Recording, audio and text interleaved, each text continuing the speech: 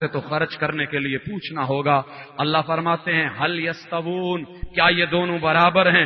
الحمدللہ بل اکثرہم لا یعلمون، یہ ساری تعریفیں اللہ کے لیے ہیں، لیکن جو لوگ پھر بھی رب سے شرک کرتے ہیں اور اس مثال کو سمجھنے کے باوجود اللہ کی توحید کو نہیں لینے والے، تو یہ بیچارے جو ہیں پریشان حال لوگ علم سے کورے ہیں۔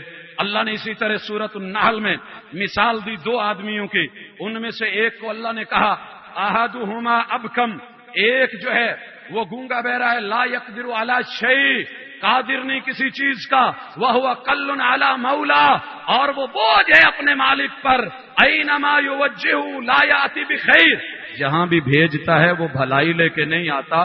هل یستوی هو ومن یأمر بالعدل، کیا وہ اور جو بڑے برابر حکم اور فیصلے کرتا ہے، صحیح عقل کا مالک ہے، برابر ہو سکتے ہیں؟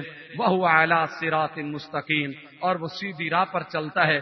ایک نافرمان ہے، ایک فرما بردار ہے، ایک بے عقل ہے، ایک عقل والا ہے، ایک نا سمجھ ہے، ایک سمجھدار ہے، ایک جو ہے بذات خود جو ہے بڑے اچھے فیصلے کر کے کام کر لیتا ہے، دوسرا مالک کے اوپر بوجھ ہے، جو کرتا ہے بگاڑ کر کے آتا ہے۔ دونوں کیسے ہو سکتے ہیں؟ اللہ نے موحد اور مشرک کی یہی مثال دی ہے۔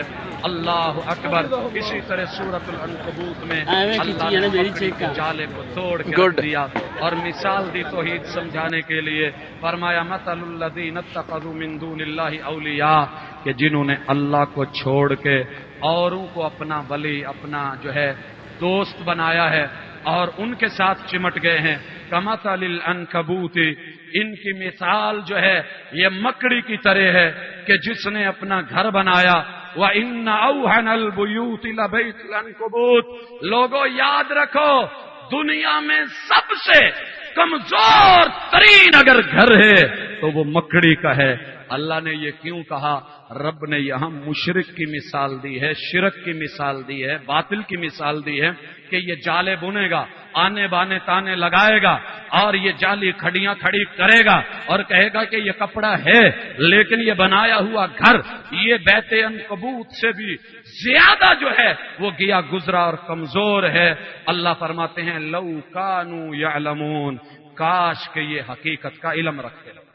عالم تو ہیں، ڈگری